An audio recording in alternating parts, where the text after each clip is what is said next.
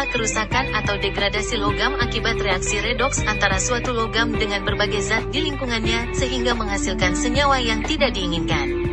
Dalam bahasa sehari-hari, korosi disebut dengan karatan. Contoh korosi yang paling umum adalah karat pada besi.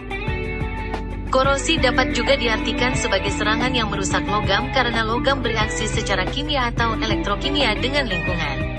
Ada definisi lain yang mengatakan bahwa korosi adalah kebalikan dari proses ekstraksi logam dari biji mineralnya. Contohnya, biji mineral logam besi di alam bebas ada dalam bentuk senyawa besi oksida atau besi sulfida. Setelah diekstraksi dan diolah, akan dihasilkan besi yang digunakan untuk pembuatan baja atau baja paduan. Faktor penyebab korosi. 1. Air dan kelembaban udara. Dilihat dari reaksi yang terjadi pada proses korosi, air merupakan salah satu faktor penting untuk berlangsungnya korosi. Udara lembab yang banyak mengandung uap air akan mempercepat berlangsungnya proses korosi. 2. Elektrolit. Elektrolit, asam atau garam, merupakan media yang baik untuk terjadinya transfer muatan. Hal ini mengakibatkan elektron lebih mudah untuk diikat oleh oksigen di udara. 3. Terbentuknya sel elektrokimia. Korosi lebih cepat terjadi pada logam yang potensialnya rendah, sedangkan logam yang potensialnya tinggi justru lebih awet.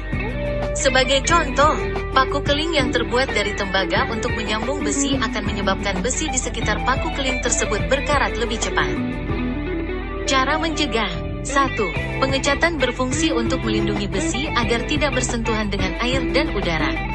Beberapa jenis cat yang mengandung timbal dan seng akan lebih baik dalam melindungi besi. Pastikan proses pengecatan dilakukan dengan sempurna, jangan sampai ada bagian yang tidak tertutup oleh cat. Hal ini karena besi yang terlapisi cat juga akan terkorosi jika bagian yang tidak terlapisi cat mulai terkorosi. 2. Melapisi logam dengan chromium plating. Krom, memberi lapisan pelindung pada logam melalui proses elektrolisis sehingga logam yang dikrom akan terlihat berkilau. Krom masih dapat memberikan perlindungan meskipun pada suatu lapisan krom tersebut ada yang rusak. Krom biasa digunakan untuk kendaraan bermotor, misalnya saja bumper atau pelek mobil. 3. Membuat paduan logam, stainless steel. Paduan pada logam yang sering dipakai ialah stainless steel. Campuran dari 74% besi, V, 18% nikel, Ni, dan 8% krom, Cer.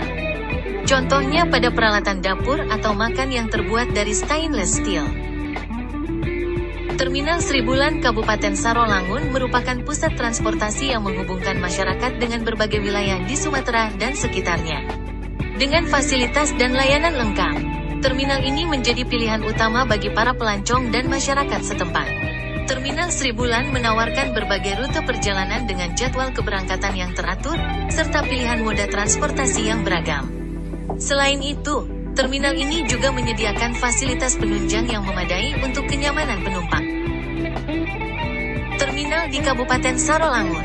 Terminal ini melayani kebutuhan transportasi untuk berbagai tujuan. Terminal ini juga melayani kebutuhan logistik seperti pengiriman barang, kargo, kirim kendaraan motor, mobil, dan lainnya. Penumpang dapat membeli tiket pada loket yang ada pada terminal ini, mengecek jadwal dan lainnya.